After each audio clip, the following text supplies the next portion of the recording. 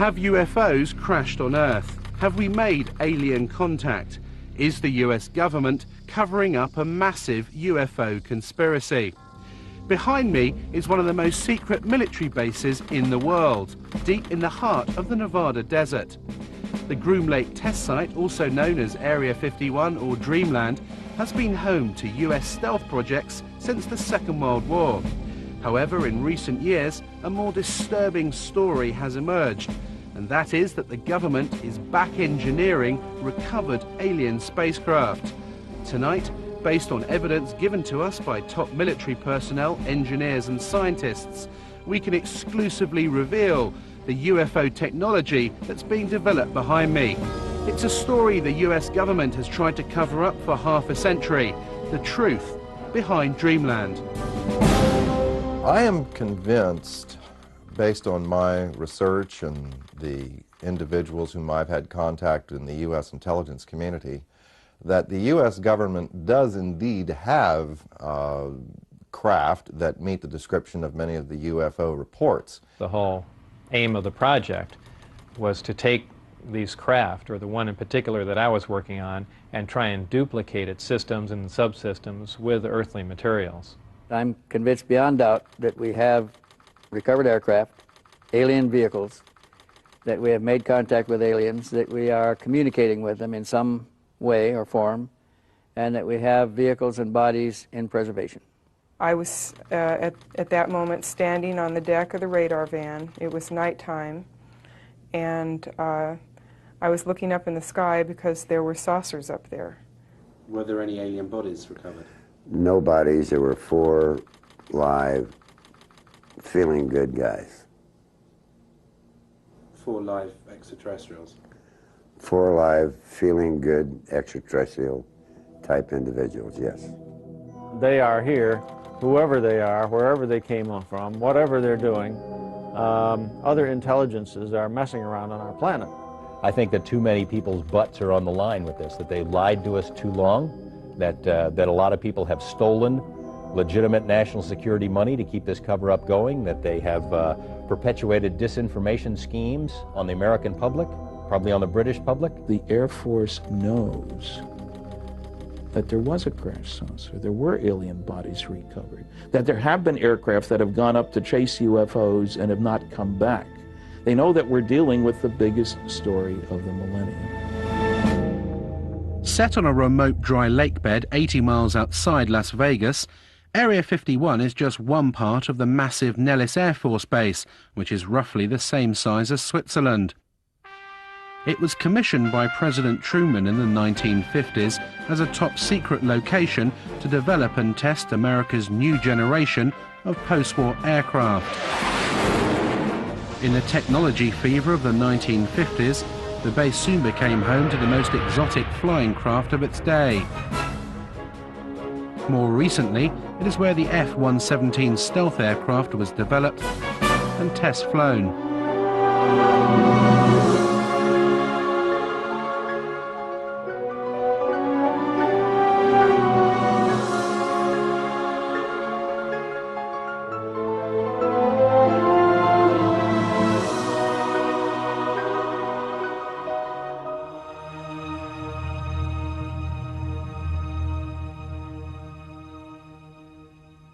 This is an area that has been known but officially denied for many decades. We go back quite a ways into the 40s and 50s with the development of the U-2 spy plane, the SR-71. All of our super secret aircraft have been developed and test flown out in this particular area. The A-12 from its inception through its retirement was operated out of only 2 locations. Area 51 at Groom Lake was its original home. The first aircraft was delivered there in January of '62, and the last airplane left on June 21st, 1968. The US Air Force denies that Area 51 exists, despite footage of the base and Russian satellite photos that we have obtained, which clearly show hangars and a huge runway stretching across the lake bed. In the face of constant denials of its existence, the base has expanded since the 50s, with several passenger jets now landing every day, carrying hundreds of workers to the base. With this level of personnel, the few buildings that can be observed above the ground are merely the cover for a large underground facility.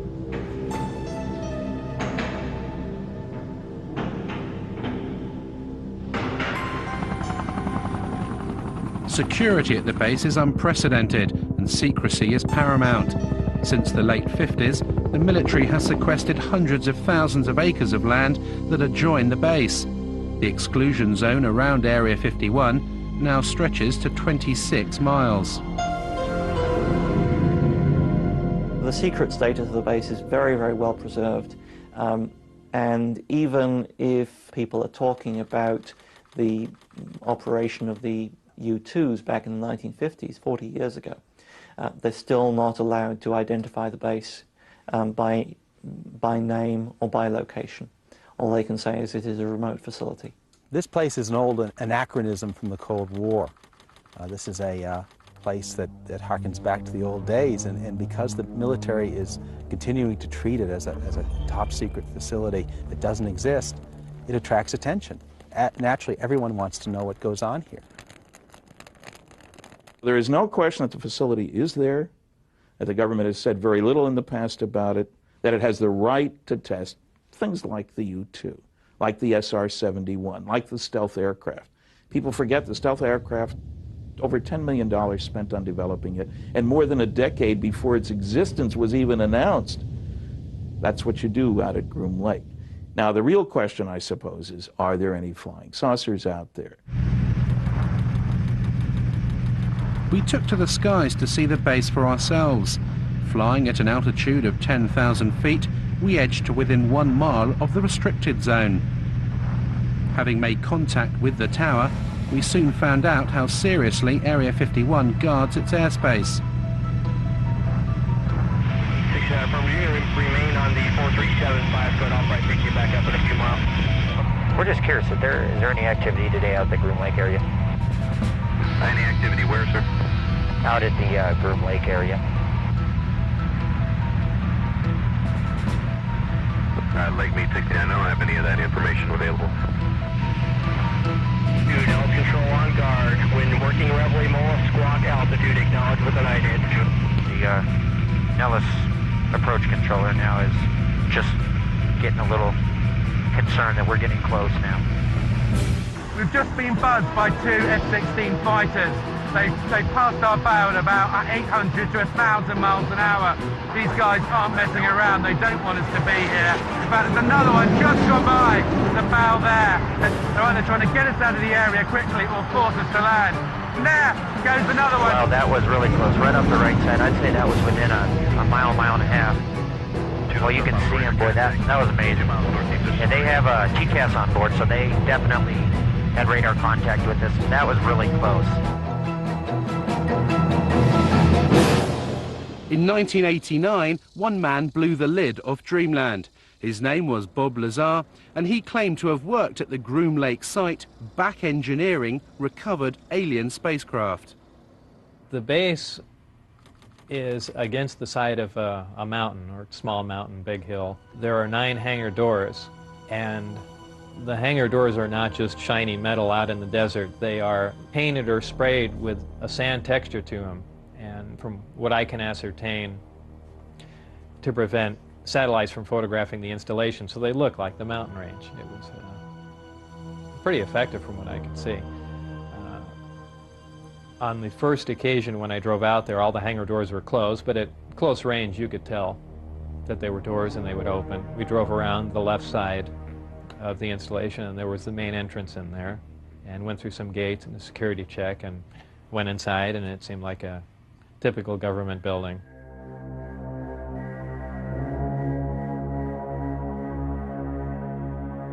The work that I did basically entailed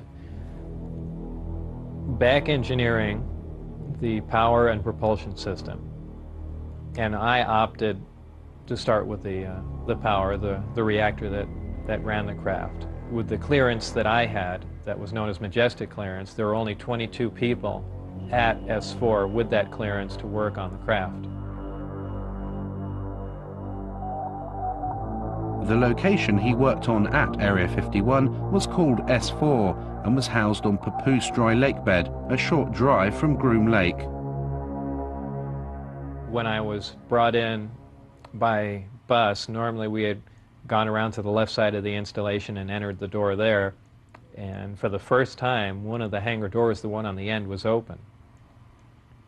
The bus drove up and we stopped there, and clear as day in the hangar, taking up almost all the hangar, was the disc.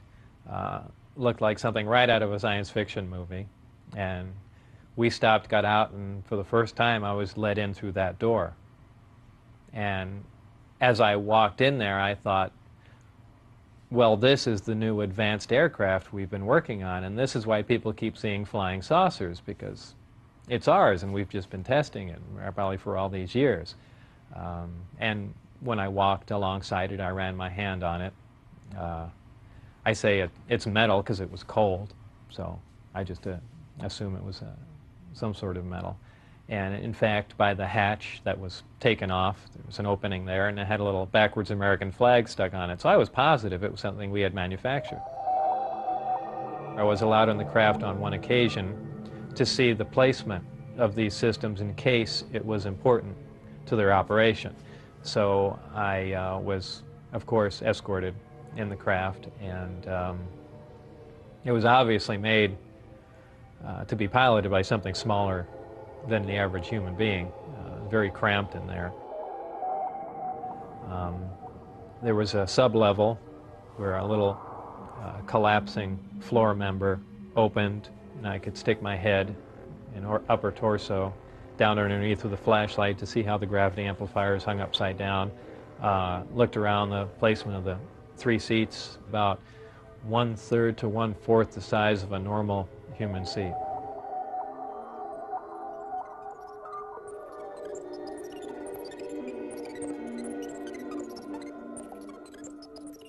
At one point when I was in the craft, one of the archways became transparent. There were some technicians working on something else that I had no knowledge of.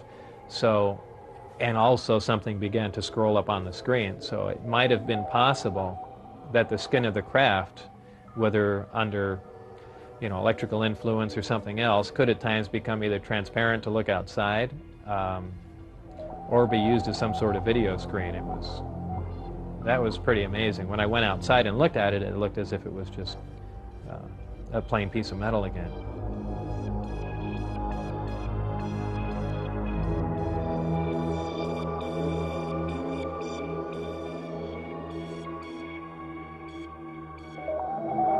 A lot of people say, boy, it must have been exciting to go in there, and I always say it wasn't.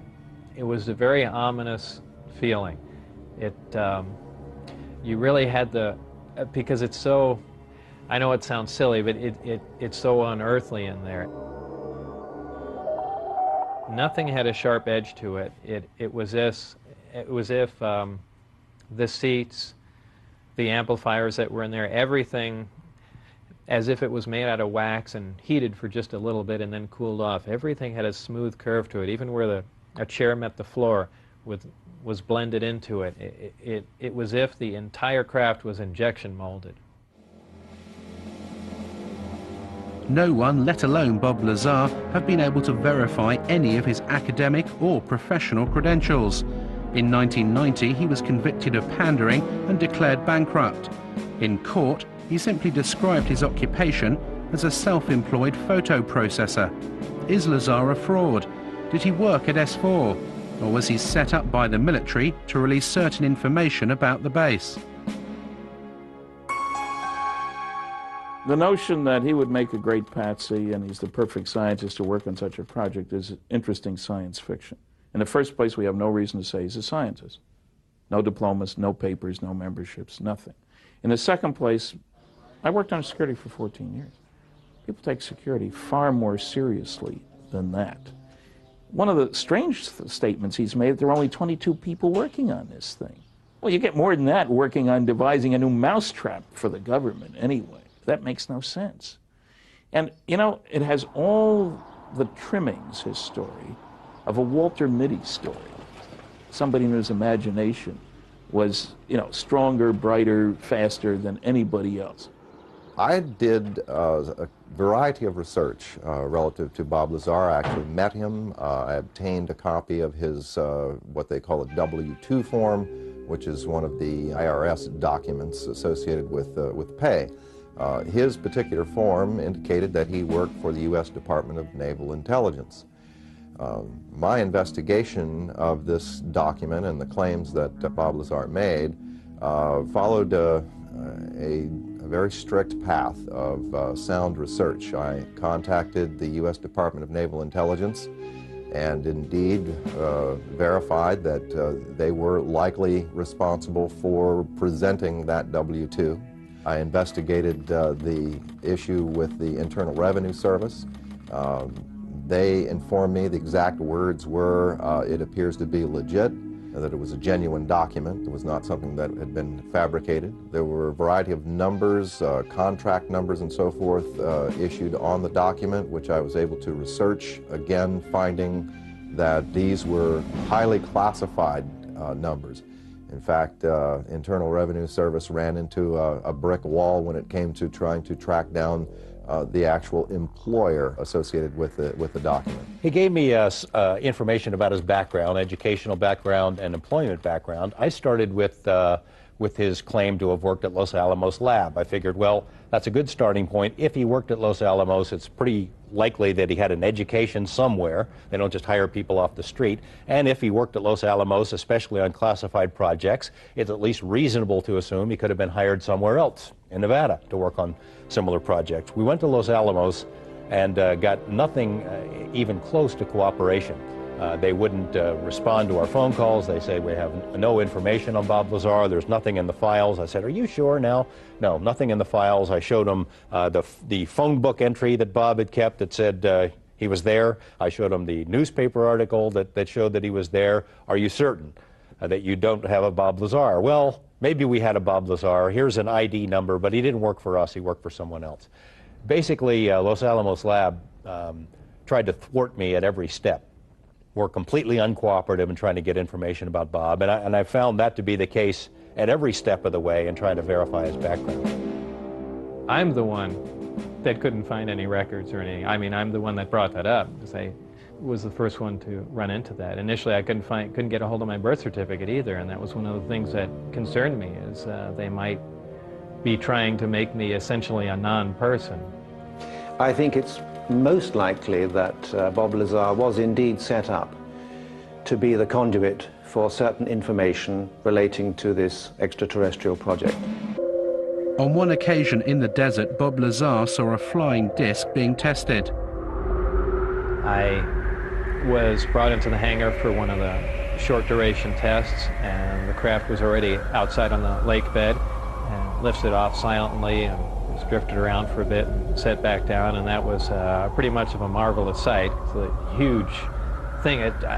It's like seeing a house lift off the ground quietly. It's just, you can't imagine the energy involved to do that and not to make any noise at all. There was some audio communication with the craft, and so I can only assume that there were humans on board, and somehow they had managed to squeeze themselves into those little seats or put something in there to sit on, and obviously they knew how to operate whatever controls there was, or fabricate their own, or retrofit it with something.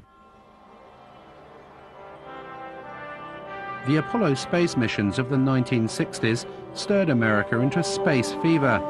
But as the country's finest astronauts hurtled skywards in conventional rockets, did the president know of the existence of saucers and propulsion systems that were literally out of this world?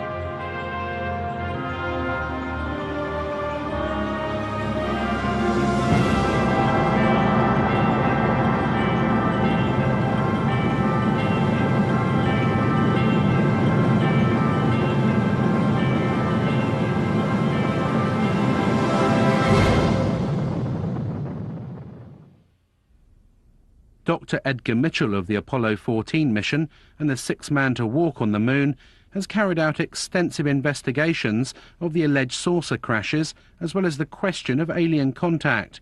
He met Lazar in 1991. I tend to believe that his basic story is true. that he was to expose to what he thought were alien craft and attempts to engineer and back engineer. I think that his explanation of what's going on and his theory that he's utilizing is probably not on target. What I think is credible is the fact that he was there. Since the Roswell incident in 1947, that there was a cover-up, that was a valid incident, and that there has been an active investigation program, reverse engineering program, and cover-up associated with that since that time.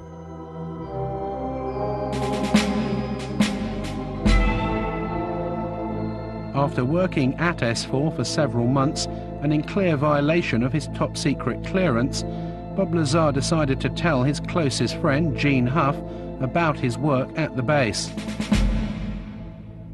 My reaction was to, without pressing him against his will, find out more, get him to tell me anything I could.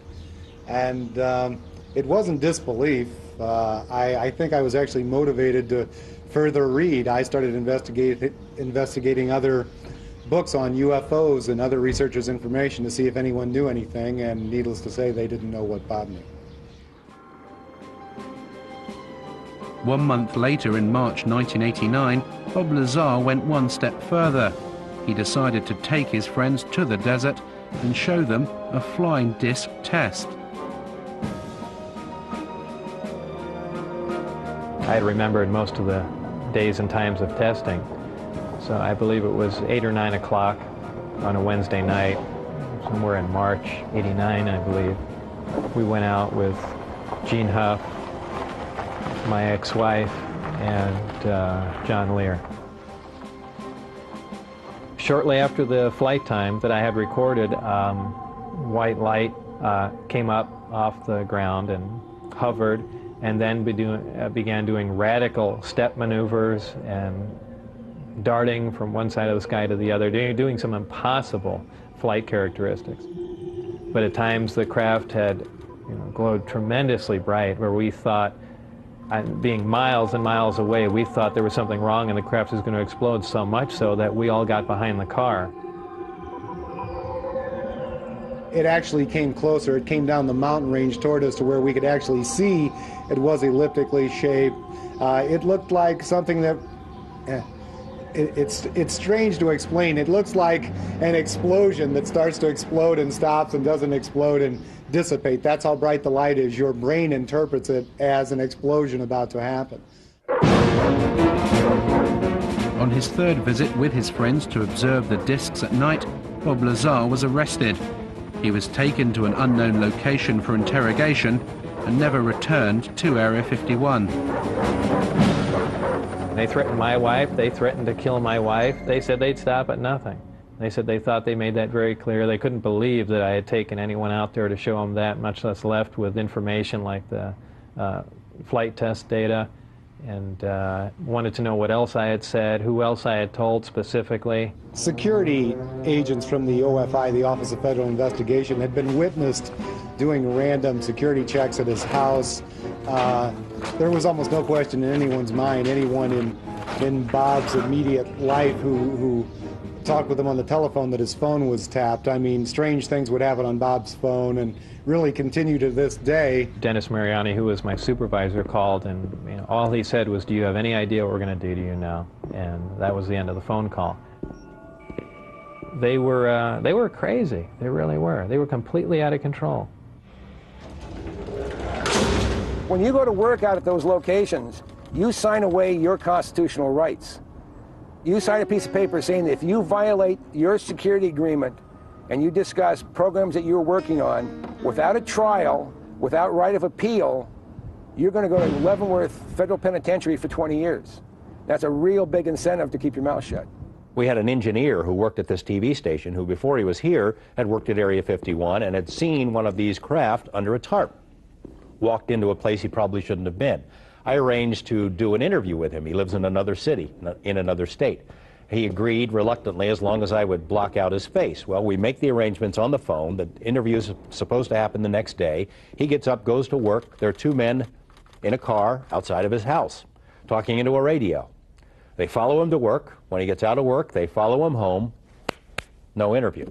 I mean, it happened again and again and again. Same scenario. It has been very difficult to talk about this. It's almost like every time I relate the story, it gets a little easier. But when I first started talking about it, it was like my mouth didn't even want to form the words, and the sound didn't even want to come out of my throat.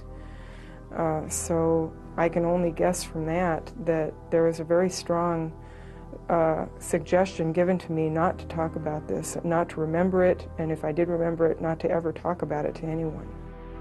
This man is a 71-year-old mechanical engineer who, like Bob Lazar, claims to have worked at Area 51.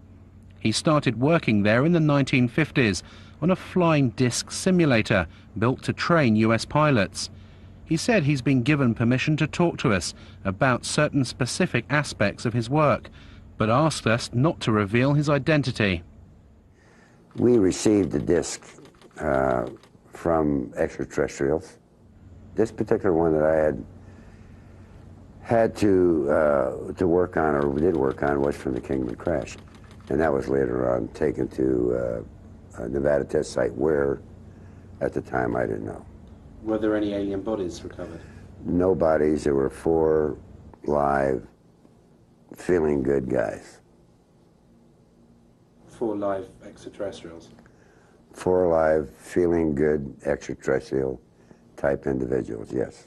And where were those 4 extraterrestrials taken? Initially, they were taken to New Mexico. And then several months later, they were taken to the Nevada site.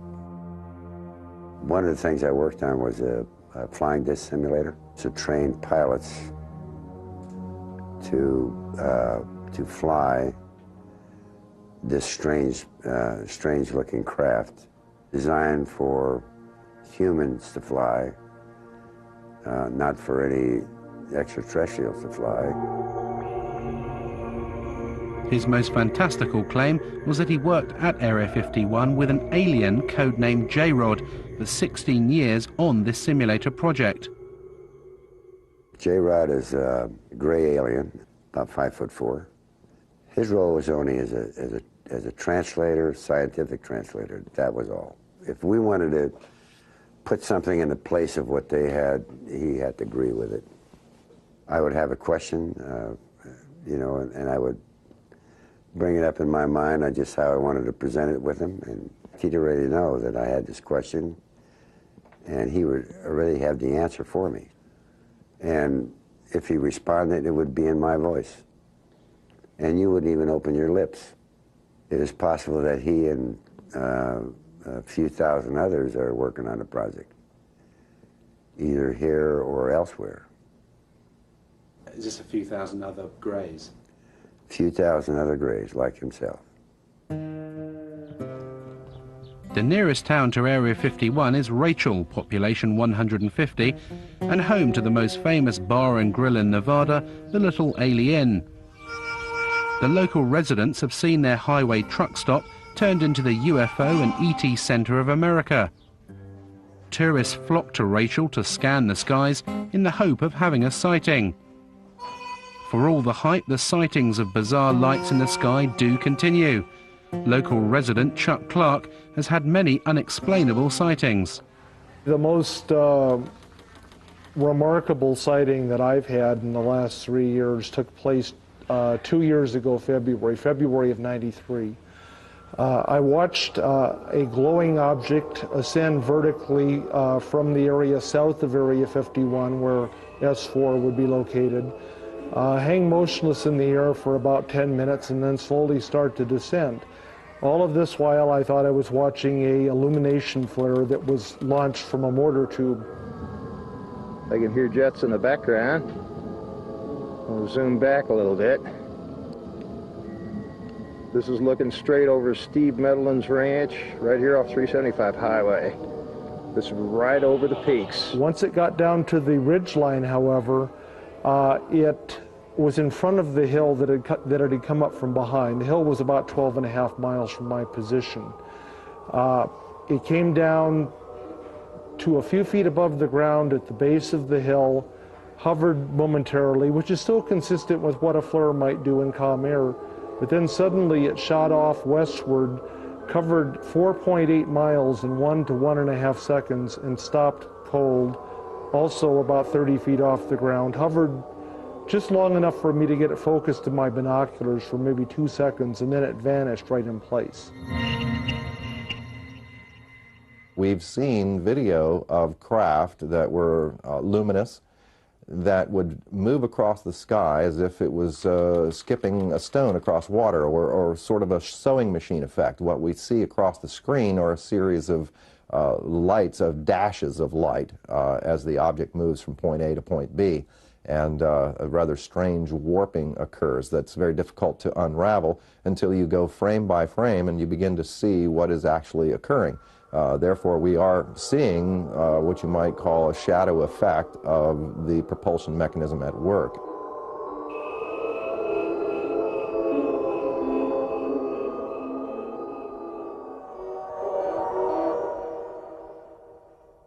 I've spoken to several people who've seen UFOs or disc-shaped craft out there. An attorney who lives here in town who has seen one. He saw one land outside the boundaries of Area 51. I've spoken to a very high-level managerial type who worked for a defense contractor out there for a number of years, from a very respectable, reputable family. His credentials are beyond question, but he doesn't want his name or face used, and he has seen them many times. There were a variety of craft that were all essentially generically sort of canister shaped. I guess you would say they were predominantly disc shaped or rounded, like one of those Chinese lanterns or something or other. They appear to be colorful. At least they were multicolored in addition to the lights that seemed to be able to take on the light of the background. They could camouflage themselves somewhat in the sky by absorbing the blue light from the sky and the clouds.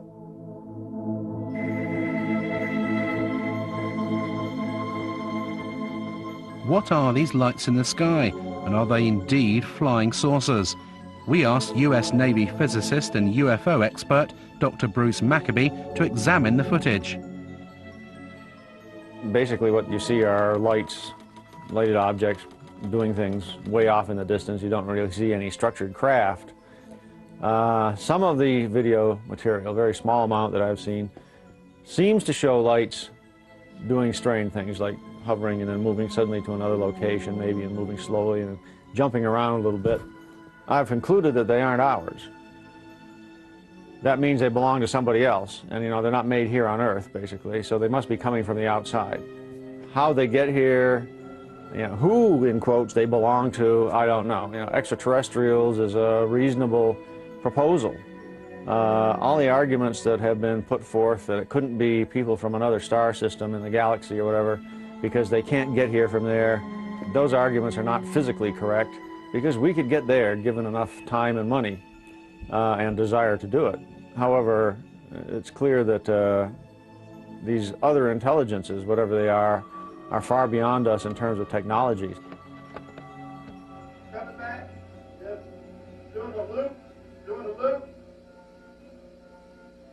Now what I'm going to show you is a computer-enhanced version of what you just saw, and we're just going to look at the one portion where the UFO was appearing in the left-hand corner, going to the right, and then coming back again. That's all we're going to see. We're going to see it repeated over and over again. This part of the frame has been chopped out of the full frame. So I'll just let it run, and it goes back and forth, repeating.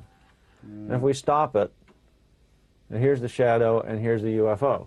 So basically we have a triangle with one side and two angles that we know. The net result is I can calculate the UFO position in three-dimensional space. Right. Turns out to be about 7,000 feet away from the camera.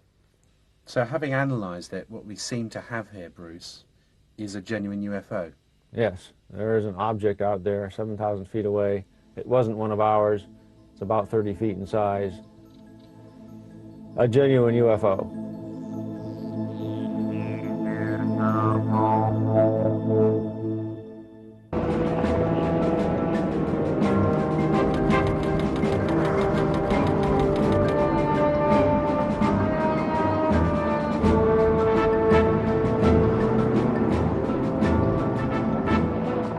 The security at Area 51 is formidable. The entire perimeter is surrounded by motion detectors and cameras. Armed guards patrol in jeeps and helicopter gunships are deployed to warn off anyone who challenges the borders.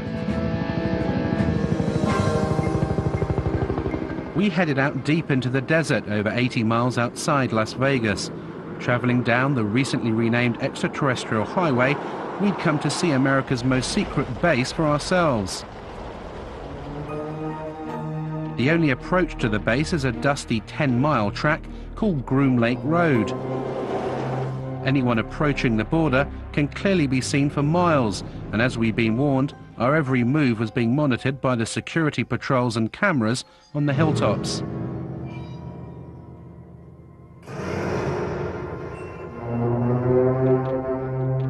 This is as far as you can come to go to the Groom Lake base. It actually says on these signs that use of deadly force is authorized.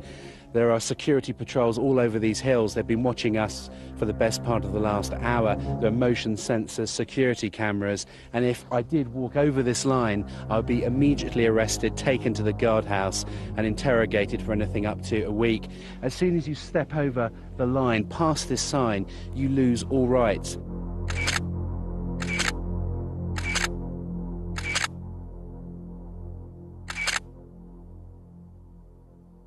What's amazing to me, Glenn, is that the entrance here is so unassuming. They've got this rickety sign saying use of deadly force authorised, but you literally could, if you didn't know what you were doing, you just carry on straight into the base. That's the idea. You don't encounter any people here. If you went into the guardhouse that's there about a quarter mile in, you'd be arrested immediately because you've already passed those signs. They don't want to answer any questions, so they don't put any people in vulnerable positions. And as you come off the highway up there, the extraterrestrial highway, there's no sign saying Groom Lake. There's nothing, is there? No, I've put up a secret base sign up there occasionally. Secret base this way, but it doesn't stay up for very long. And on foot or in car, this is as close as you can get to Groom Lake, isn't it? This is physically as close as you can get. Unfortunately, you can't see anything from here at all. How far are we actually away from the base? We're about 13 miles northeast of the base right now. Right. And if we continued up this road, if we drove into the base now past the signs, we'd be arrested? If you drove beyond here 20 feet, you'd be intercepted. As night fell and determined to see the secret facility, we headed for Tikaboo Peak, which overlooks the base 7,000 feet above the desert. At our base camp, I talked to Glenn Campbell, who founded the Area 51 Research Centre in Rachel and who produces the Groom Lake Desert Rat newsletter. He gave up a successful career in computers to devote his life to uncovering the truths of Dreamland. This is a large facility as big as the state of Connecticut. It's got lots of unknown, unexplored areas that you could store anything you want. Area 51 is only the best known secret base of a vast complex. They could house a lot of different things we don't know about. But there's actually no fencing, is there? Yet they know when you cross that line. It's simply marked by orange posts every few hundred feet. It's easy to wander across this line, but as soon as you do, they're going to detect you and they'll be right on you. This is a very harsh military border. It's not a place for tourists. Military has never said there are no UFOs. It's never directly denied any of the Area 51 stories. It would have been so simple when these claims came out, these Papoose Lake claims, for the military to simply say, look, we have nothing there. They could take a few reporters to this area and show them, nothing there. The military hasn't done it. The military has stonewalled. It has remained silent. And that's the most damning thing that they can do. At 3 a.m. we started our final ascent of Tikaboo. We needed to reach the summit before daybreak in order to see the base lit up for its nighttime test flights.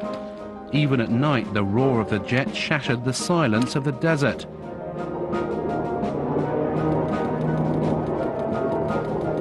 As we reached the summit under a cloak of darkness, Area 51 could clearly be seen, its runway lights glowing in the distance.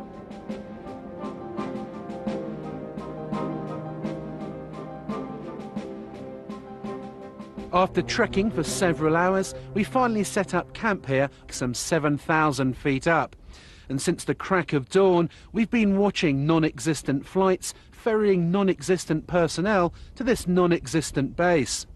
Tikaboo Peak is the last safe vantage point where you can clearly see Dreamland. But how long before this too is claimed by the military?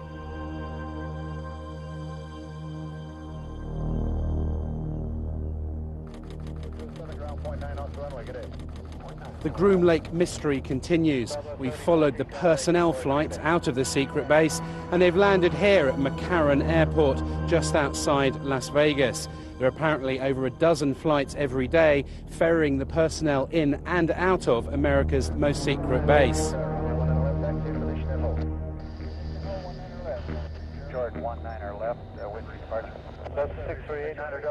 I was called at a random time. The operator would say, "Mr. Lazar, it's now 4:15 a.m. We expect you to be at McCarran Airport at 4:45. Your plane will be leaving at such and such time." I'd drive there, check in, board the plane, and the plane would fly out to Groom Lake.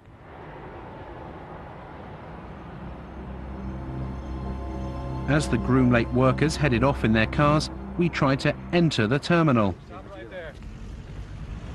Who could you point me to at the base who could give me some information? Okay, what I want to tell you right now, you're trespassing on private property. Sorry, we thought that was the point. You're trespassing on private property. You're inside our gate. And I'm going to advise you right now to leave the premises immediately. Okay? Is this government? You're to do that immediately. This is private property. You're trespassing. Leave the premises as soon as I get to getting you information. Is it government property or is it just private? No comment. You're trespassing. Okay. Who are you trying to kid, bud? Is there anyone you can point us to give us any details of?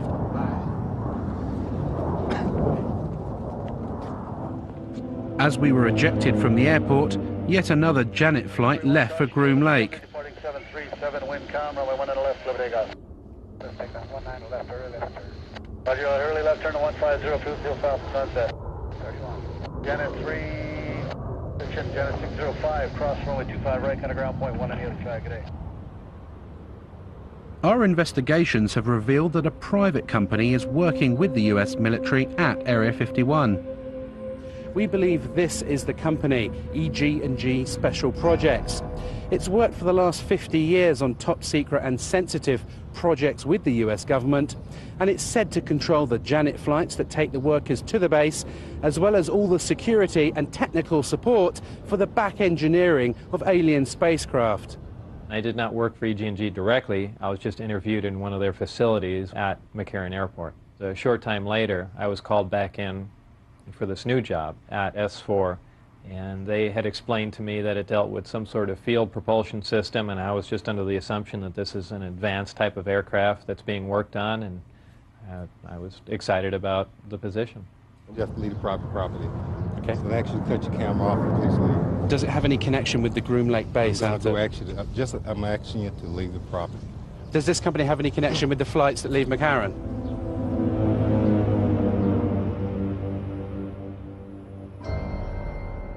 EG&G has been the central civilian contractor for Groom Lake basically since the beginning. They're the people who military folks come and go, other contractors come and go. EG&G has had the contract since the very beginning. So if anyone were to know what's going on out there, it'd be EG&G. They're not talking. We phoned EG&G to clarify what their role is at the base, but they would only confirm that the company is working on several classified Department of Defense contracts at various remote locations in Nevada. They would not comment on the exact nature of the work, but did state that it was connected with EMP, electromagnetic propulsion.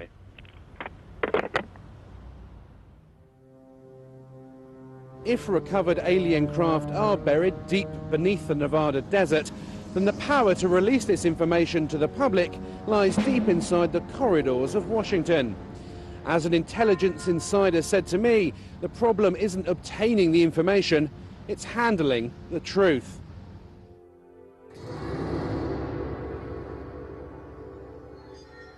Are these alien craft above Groom Lake, or are they man-made? Have the US military developed the technology to build flying discs? There's a great deal of legitimacy to this UFO phenomenon, to the issue of alien intelligence. This is something that's not at all new to the US military. There's programs that they're working on today that are 50 years ahead of anything that you and I can even conceive of. The black project teams are operating without oversight from official committees, from Congress, if you will. I find that exceedingly distressing, frightening, the ultimate big brother scenario. Everything is being run by the ETs. They're so far beyond us in terms of technology that I don't think we would have a chance. I don't think we've yet scratched the surface on what's happening out there with regard to flying saucers. There are a variety of activities, some of which are classified throughout what is often called the Air Force's Nellis Range Complex. The range is used for the testing of technologies and systems and training for operations critical to the effectiveness of U.S. military forces and the security of the United States. There is an operating location near Groom Dry Lake. Some specific activities and operations conducted on the Nellis Range, both past and present, remain classified and cannot be discussed. Based on the evidence of former workers and the unexplainable lights in the sky, there is little doubt that Area 51, seen here in the distance, does house flying craft that are literally out of this world. If recovered alien spacecraft and bodies have been taken to this remote location since the 1950s, could a secret of this size be kept under wraps for so long? And if so, who's keeping it? We're dealing with a cosmic Watergate. That means that some few people within the governments of the United States, Canada, Britain, and undoubtedly other countries have known since July 1947, when at least 2 crashed flying saucers and several alien bodies were recovered in New Mexico, that indeed some UFOs are extraterrestrial spacecraft. Since Project Blue Book closed down in 1969, there was no official interest in this subject. That seemed, to say the least, a trifle strange when documents that have come out under the Freedom of Information Act in America show the contrary, show that organizations like the CIA and the NSA are actually very heavily involved in UFO research. There's a relatively small number of people within the intelligence, military intelligence and scientific and technical intelligence community who are aware of what's going on, and an even smaller group who are actually organizing top secret research into this phenomenon. Whenever we'd have a crash, the staff people would tell the public information officer, use story number 38 in the book, and he would release details according to a standard release procedure for that kind of a story. And they never told the truth because that was always classified information. The government is fighting tooth and nail. It will not reveal any kind of information about that base, and as a result, workers, people who helped win the Cold War, who dedicated their lives to these secret programs, who kept their mouths shut for all these years, are dying because of exposure to toxic materials that the government refuses to acknowledge exist out there, because they refuse to acknowledge the base itself.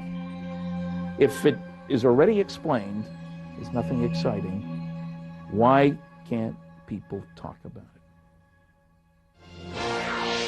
Presenting Cosmic Journey.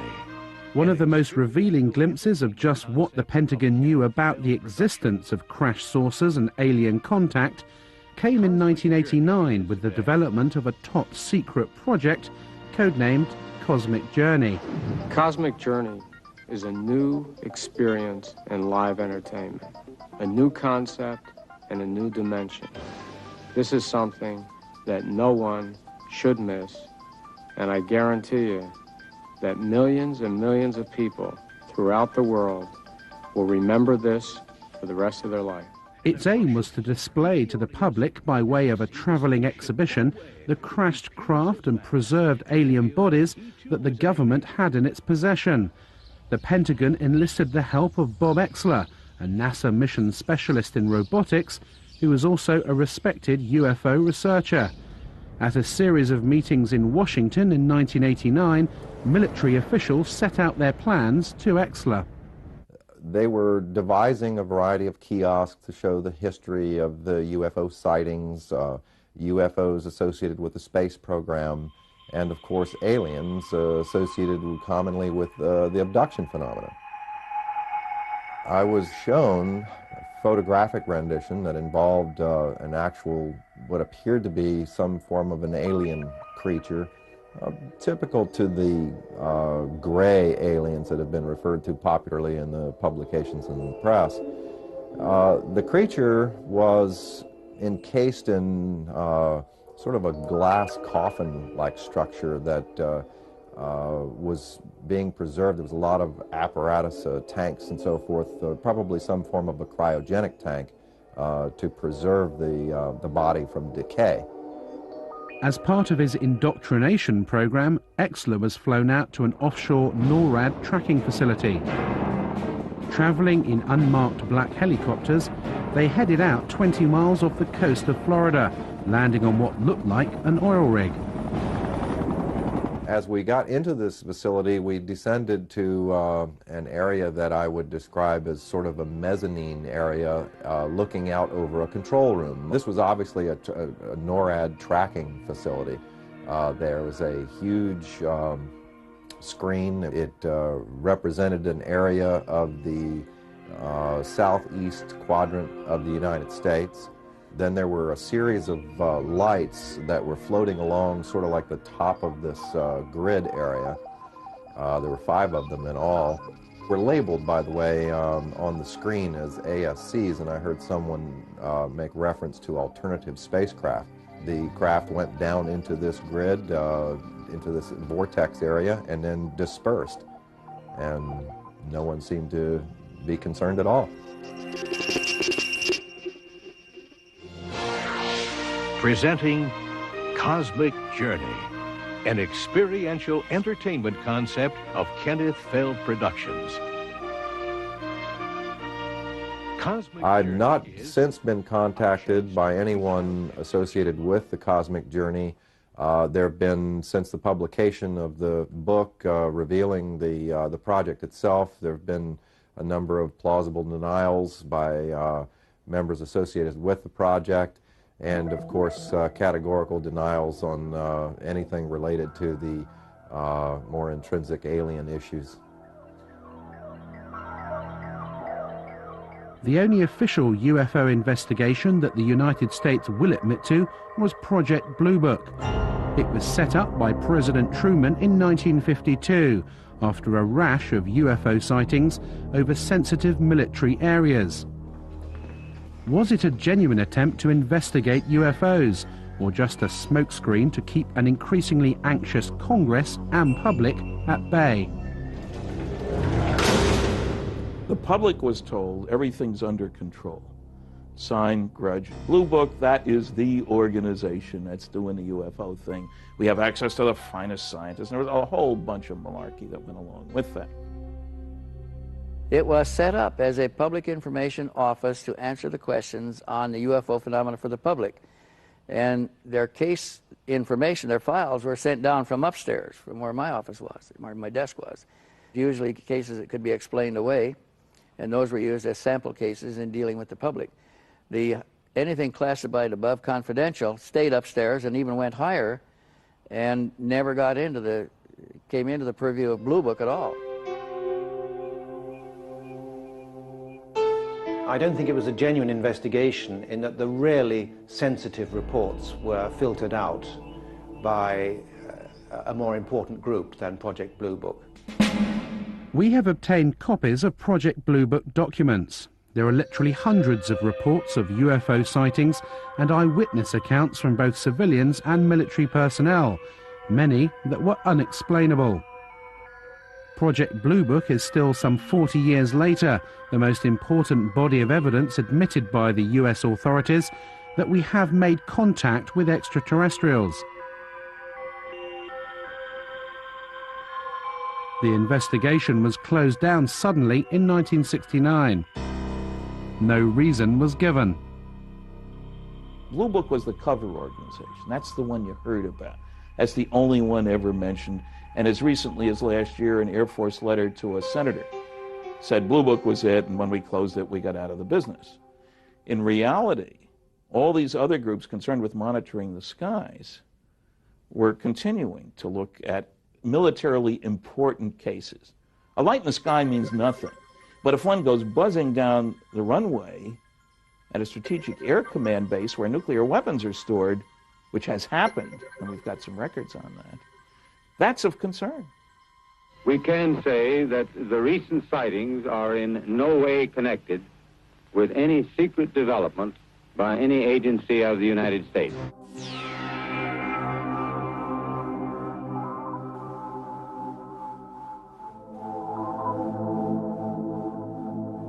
You can go and look through the Project Blue Book records and find numerous sightings which have been, quote, explained. And you go and look at the explanation and you find the explanation does not fit the description by the witness or witnesses. That's evidence that the Air Force was trying to get rid of the problem by explaining it away at all costs.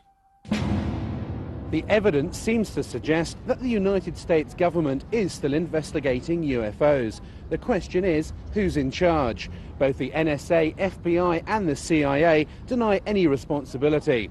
Because all information regarding extraterrestrials is handled as SCI, sensitive compartmentalized information, even the President of the United States in the White House behind me may not know the whole story. Who's in charge? Is it the President? Is it the Air Force? I'm convinced that we still have an analog with Majestic 12, a group of outstanding people, intelligence community primarily, and some technological people are running the show. Presidents come and go, the intelligence agencies go on forever. To the best of my knowledge, there is no official UFO investigation unit operated by the United States government. However, unofficially, the records show that the Defense Intelligence Agency, through its Defense Attaché system, has a remit to report on UFO incidents worldwide, and that's easily provable, despite the fact that the DIA maintains they have no interest at all in the subject. I tried during my 3-year tour of duty to establish contact with an opposite number in the United States. I made repeated attempts to do that, but consistently drew a blank. I was told that since Project Blue Book closed down in 1969, there was no official interest in this subject.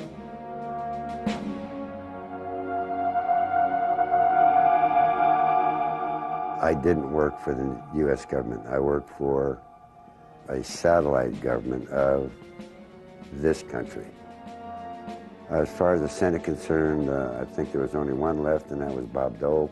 And as far as the presidents are concerned, the only presidents that I feel that I met at the facilities back in the 50s and 60s were Nixon and Bush.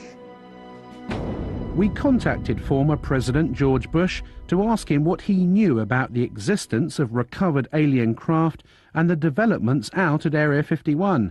We received a fax response. Unfortunately, we are not able to provide answers to the questions that you send. President Bush's policy of long-standing is not to comment on or engage in speculation about alleged classified programs of any kind. A close confidant of George Bush and a man well acquainted with Area 51 was Admiral Bob Inman. His credentials are impeccable. He was director of both Naval Intelligence and the National Security Agency, as well as deputy director of the Defense Intelligence Agency and the CIA. In a telephone conversation with Bob Exler in 1989, he referred to recovered vehicles becoming available for research. Do you anticipate that any of the recovered vehicles would ever become available for technological research outside of the military circles? Again, I honestly don't know. 10 years ago, the answer would have been no. Yeah. Whether as time has evolved, they're beginning to become more open on it, is a possibility. He knew from an official standpoint that these vehicles, these objects existed, that they were in military, U.S. military custody, and that there were scientific projects associated with those. I believe it is the first revelation by anyone in a high enough level capacity within the U.S. government, especially within the intelligence community, to, in effect, acknowledge that we are indeed involved, that UFOs are real, that they were developed by non-human intelligence, and that somehow or another we have acquired possession of that technology. Inman does not say much. There is no reference, there's no mention of UFOs, spacecraft, anything like that. The conversation centers on recovered vehicles, technology, and so forth. But Admiral Inman was aware of the subject matter, and we know from his executive assistant, Tom King, that there was to be no public discussion of these matters, the matters that had been discussed between Exler and Inman, because of national secrecy laws. We ask that you not quote him or use his name in any manner without his prior approval. Inman retired from government service in 1982 to become president of Science Applications International Corporation of San Diego. Interestingly, one of the company's primary areas of research is into gravitational propulsion systems, the same method of propulsion of flying discs that Bob Lazar worked on at Area 51. Jane's Defense Weekly, the popular military and defense publication, published an article about SAIC, and there's a postscript to the article that anyone who believes in the science of anti-gravity to be too arcane, too esoteric, even for the U.S. Air Force, should consider the electric propulsion study undertaken by SAIC for the Astronautics Laboratory, which is now part of the Phillips Lab. The study's primary objective was to outline physical methods to test theories of inductive coupling between electromagnetic and gravitational forces to determine the feasibility of such methods as they apply to space propulsion, and in simplified terms, an anti-gravity propulsion system. It remains for some the ultimate quantum leap. Well, it's possible, one, because I saw the equipment that would do it, and two, it is theory that would work. Gravity distorts time, and like I said, that's not a theory, we know that to be true. And if you're bending space and time along with it, when you wind back up in that place, you're there between the ticks of a clock.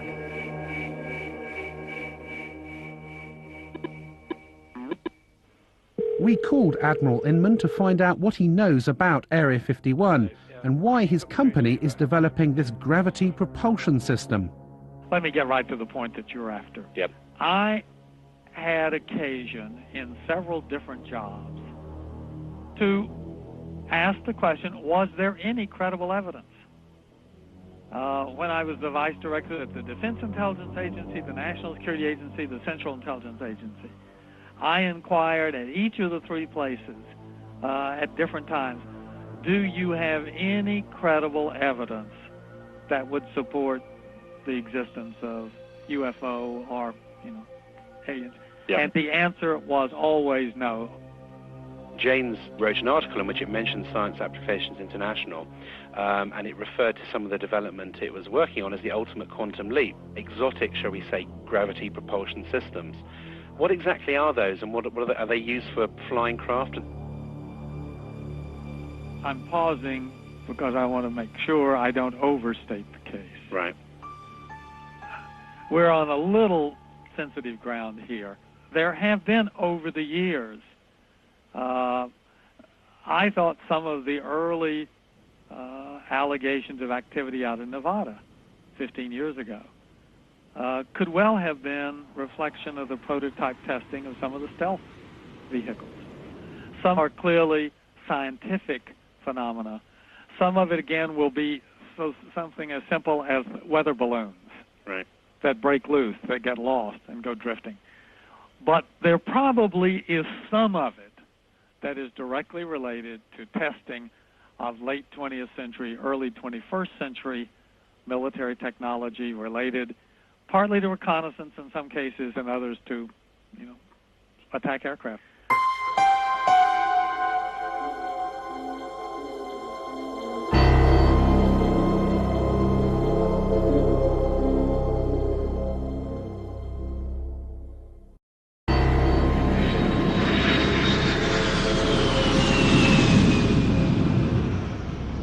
This is the Nellis Air Force Base, one of the top military installations in America. It's split into 4 main areas. The Tonopah and Nevada test sites, where America's top-secret nuclear tests take place, as well as the Nellis bombing range, where the latest jets and bombers are put through their paces. It's also home to Area 51, so if there are flying saucers being tested over the desert, then the personnel at Nellis definitely know about it. We were contacted by a former radar operator at Nellis, who confirmed that she had witnessed a classified flying disc test out in the test range. She left the Air Force in 1985 and is too frightened to reveal her true identity. The flying disc test took place at night in the desert a few miles from the base. I was at that moment standing on the deck of the radar van. It was nighttime, and I was looking up in the sky because there were saucers up there. There were 10 to 15 saucers, and they were glowing orange on the bottom. The one that was closest to me, I could see in pretty good detail. I was standing with a group of people of whom I did not know any of them, and they did not appear to know each other. So it seemed like we were all very isolated. No one was talking to anyone. It was very frightening, because what I was seeing was definitely something that was very highly classified, and there was a couple of people talking inside the radar van who I assumed were officers, but no one was wearing any rank insignia and no one was wearing any name tags. The maneuvers that they executed were very sophisticated. So my guess is that they were being piloted by aliens who knew exactly what maneuvers they could do.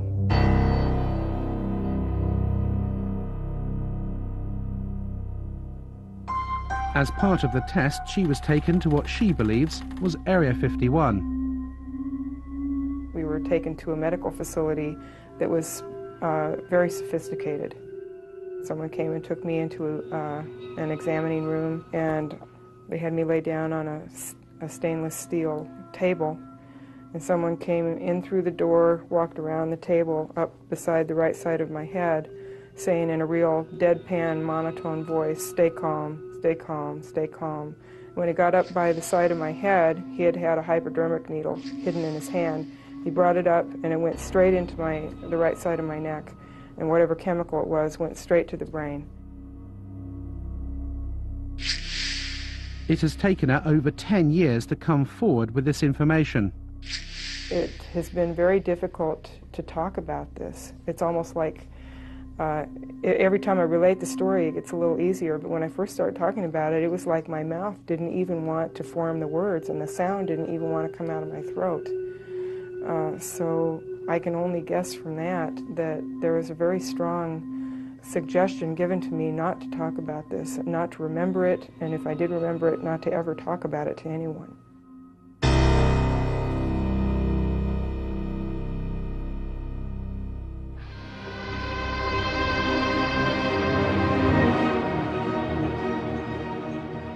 As recently as 10 years ago, this Lockheed A-12, which flew out of Groom Lake, was still one of the US Air Force's most top-secret military aircraft. If you'd seen it in the skies at night, you may be forgiven for thinking you'd just seen a UFO. So how many of the hundreds of thousands of UFO sightings every year are nothing more than military aircraft? And is the great secret of Groom Lake just a 21st century descendant of this airplane?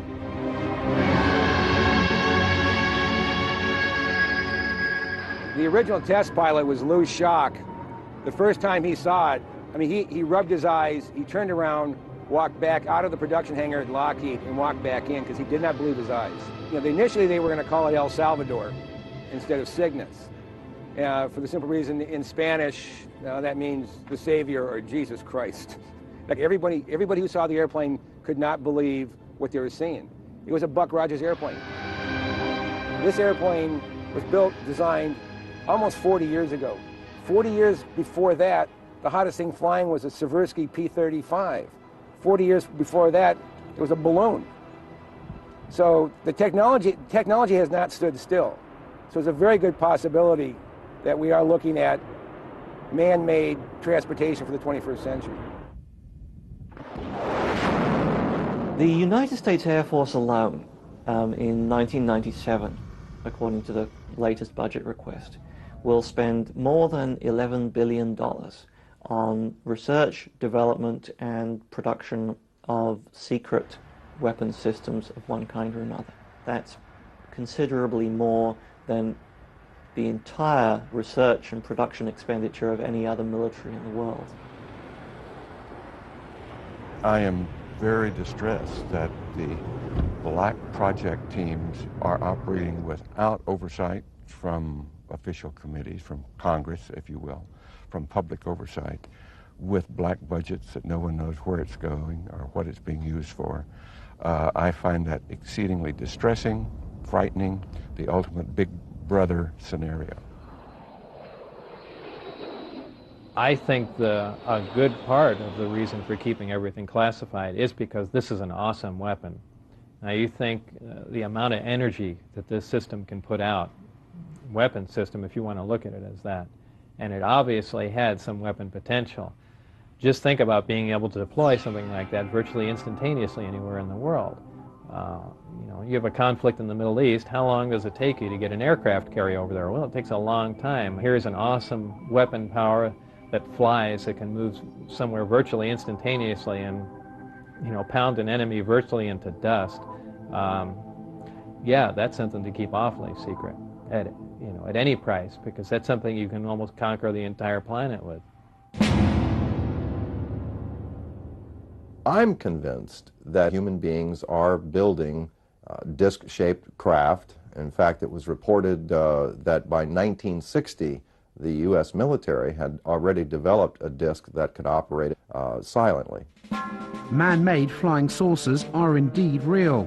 This is the Avrocar, which was launched in total secrecy in 1955, less than 10 years after alien saucers were allegedly recovered from Roswell, New Mexico. A CIA memorandum in 1955 stated that the Avrocar was based on research developed by German scientists in World War II. We have obtained the only film ever taken of the first top-secret test flights in Canada in 1960. Why was the military test-flying saucer-shaped flying craft in the 1950s, when Project Blue Book denied they existed? Was it a cover to hide the real alien saucers being tested out at Area 51? Like Project Blue Book, the Avrocar was scrapped suddenly in the late 60s after millions of dollars were spent. No reason was given. More recently, the Lockheed Skunk Works in Palmdale, California, unveiled Project Dark Star, an unmanned aerial reconnaissance vehicle. Seen in hangars or in the skies, it is a UFO. I think it's time that you get a look at the newest star in the world of airborne reconnaissance. Ladies and gentlemen, I present Dark Star.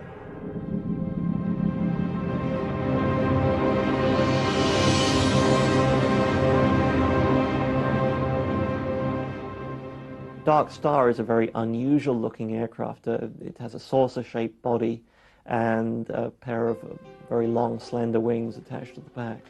Like many stealth aircraft, including the B-2, its appearance varies drastically according to what angle you see it from. If, for example, you see the aircraft kind of edgeways on, you might well think that this was something totally foreign, totally unlike any conventional aircraft, and certainly much more like what people have described as flying saucers. I think it's quite possible that some of the things that are being developed in the United States today are of such a revolutionary nature and still very secret that when they are seen from time to time, as things inevitably do get seen when they're tested, that they could be mistaken for what people think are UFOs. At any given time, of course, the technology that we have is 5 or 10 years more advanced than the technology that is on public display. But these sorts of things do not fly over the heads of bewildered members of the public. They fly exclusively in very clearly defined ranges and danger areas, so the sorts of things that are being reported as UFOs will not be ours. In September of 1947, the Air Force wrote to J. Edgar Hoover a letter saying, we've checked all of our research projects, etc. You know, this would be not just the Air Force, but the Navy and the Army, everybody, and we have nothing that could create these flying disc sightings. A big UFO convention came to an end in Las Vegas last night, and afterwards, naturally, some of the members went out in the desert to search for UFOs. A news crew went along, too, and sure enough, it wasn't long before a mysterious, unidentified object appeared. Not too surprising, somewhere up there, you see it, because this patch of desert is right near a military test site. This looked like no aircraft lights that any of these folks had ever seen. Was it a bird? Was it a plane? Was it the Aurora, the secret plane? We don't know. More to come, I'm sure, and the Air Force is not saying anything as usual.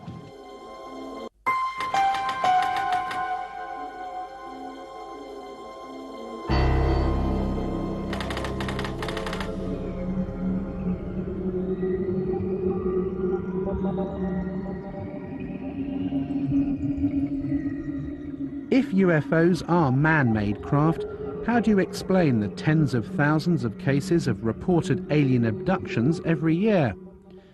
In 1975, 7 loggers were heading home after a day in the forest to Show Low, Arizona, and came across a bright light in the trees in the distance. Driving closer, they could clearly make out the shape of a flying saucer, which was lighting up the forest around them. Mike Rogers and Travis Walton were in the truck. Stop, Mike! Stop the truck! It had lighted spots on it and was basically metallic, had a metallic framework. My first feeling was that it looked rather beautiful. But at that time, it wasn't making any noise and it wasn't moving. It was just quietly perched there in the air. Travis! Travis! How are you doing? Oh, my God! When it started to move, the sound got real powerful, and I jumped for cover, and I got down behind this log, and the guys were yelling, "Get away from there," and they were swearing and everything, and I was getting, you know, pretty scared myself, and I made up my mind to make a run for it. And when I raised up, wham, something hit me.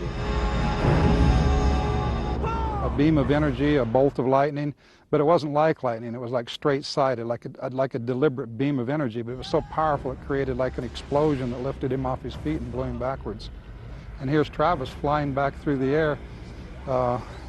He landed some distance from where he'd been standing, landed flat on his back, and as he's going through the air, his arms outstretched, he looked lifeless at the time, like the concussion of it had already killed him or knocked him out or something.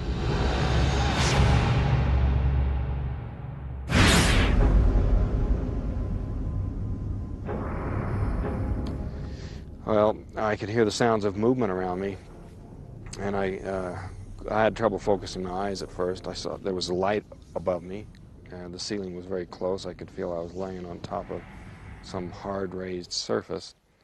But when I finally got where I could focus my eyes, and I saw these creatures standing over me, I just flipped out. I just instantly became hysterical. I started screaming. I was definitely not in a hospital. And can you describe what these aliens look like? Well, they were basically humanoid, you know, 2 arms, 2 legs, like that. But they had very large heads, no hair, huge eyes, sort of a pale grayish-white skin, and they were wearing coveralls, a kind of a brownish coverall. After spending what Travis remembers to be an hour or 2 inside the craft, the aliens put a mask over his face and he awoke in the middle of the road with the craft above him.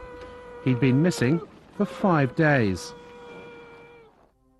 What do you say to people who say, you know, these 7 loggers in the woods have just made this whole story up? I mean, you know, 7 people see the same thing. They stick by their stories for over 2 decades. You know, all of us have taken polygraph tests. Every theory the skeptics come up with is just absurd and easily proven so. Well, I spent a day with Travis and Mike Rogers. He passed the lie detector test. Their story is consistent. There were 5 other people there, after all, who saw part of these events unfold, and who also passed the lie detector test. His story is consistent. It's never changed. In a court of law, that would make the case. I found his story profoundly convincing.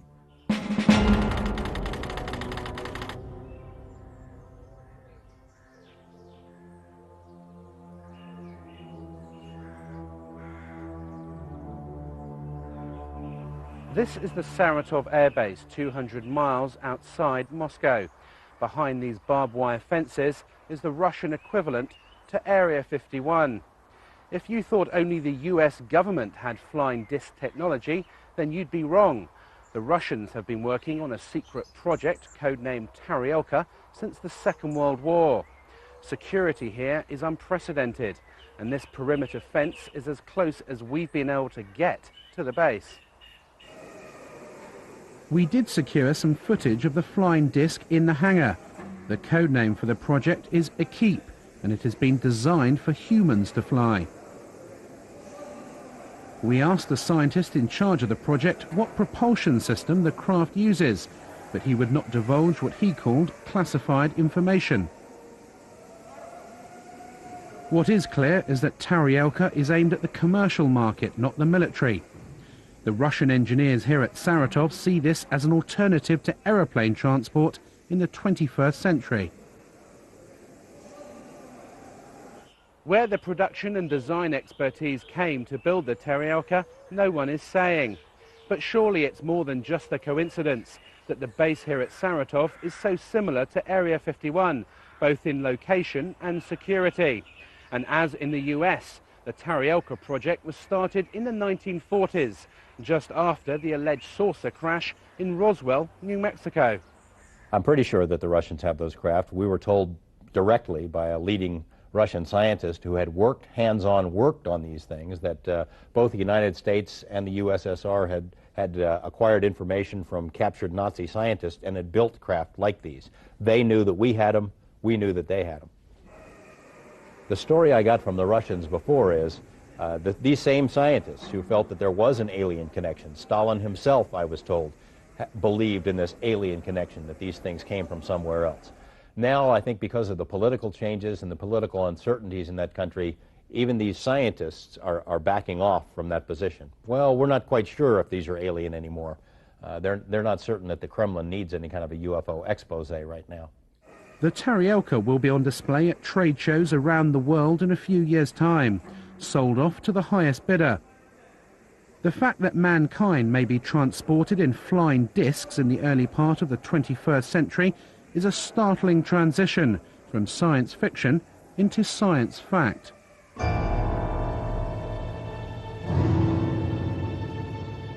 Have alien saucers crashed on Earth, and have we back-engineered these craft to develop our own 21st century flying discs? The answer, however improbable, is yes. Area 51 does exist, and we have eyewitness accounts from at least 2 former workers at the base who confirm the existence of alien spacecraft. The truth seems to be out there, but will they ever admit it? It's likely to be a very long time before we discover what is actually being done out at Groom Lake now. If you look at the intelligence community particularly, they seem to wait anything from 15 to 20 years or more after something has been retired before they acknowledge its existence.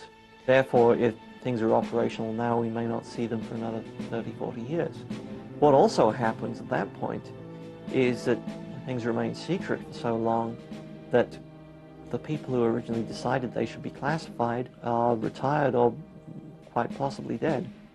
And it becomes almost impossible to declassify a program at that point because nobody knows quite why the secret is being protected. The Air Force headquarters files up through 1955, 9,800 feet of material. That's 1,000 four-drawer filing cabinets. When I went to ask for stuff out of these files, only 10% of the boxes I was interested in had been classification reviewed. And in those boxes there were withdrawal sheets all over the place. So secrets can be kept. They are being kept. One way that they're being kept is the naivete of the people who think, if this was going on, I would know about it. The ego is a powerful weapon. They have to know that it has to come out, and it has to be part of their program that it will come out. We just don't know what the agenda, what the time frame is. I think it's very reasonable, let's say if contact were made in the 1950s, I think it's very reasonable of the government to say, let's keep it secret for 40 or 50 or 60 years so we can study it, so we can reproduce the craft, so we can understand what it is we're dealing with and release it to society slowly. Perhaps that's what they're doing now. Do you think the secret will be out in a few years' time? I'm saying because I've got permission, I'll turn my papers over to you in 2002. And then you'll know who I am.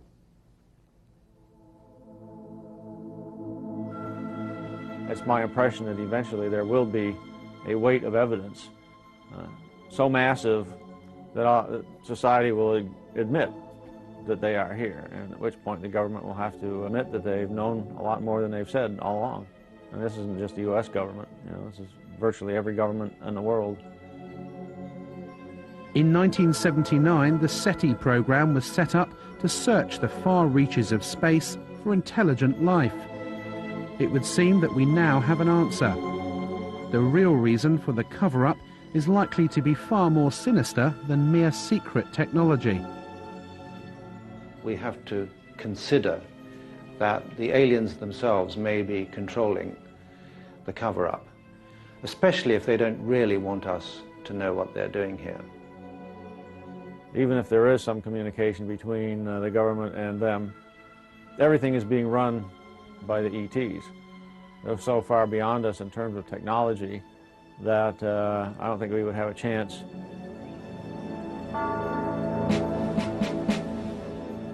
They, the officials in charge of this information, are going to look rather impotent were it known that there are extraterrestrials invading our airspace against whom we have inadequate defense.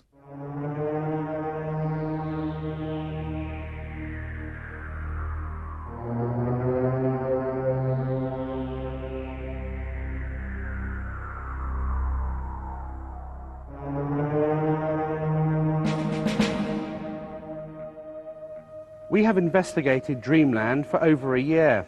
Whilst we didn't see any flying discs or alien bodies, we did see lights in the sky which could not have been aeroplanes, military or otherwise. We have proved beyond a shadow of a doubt that Area 51 and a large underground base out at Groom Lake does exist. We've seen the workers fly in and out of the facility and talked to alleged former workers at Area 51 about their back engineering of recovered alien spacecraft. We've seen actual footage of man-made flying discs, both American and Russian. And there are warehouses across America housing files like these, full of UFO reports and alien abductions. Is this body of evidence just a figment of someone's imagination? I think not. As we move closer to millennium, mankind will have to face up to the startling reality that we may not be alone, and that a select group of US government officials have known about this for some time. I occasionally think how quickly our differences worldwide would vanish if we were facing an alien threat from outside this world. And yet I ask you, is not an alien force already among us?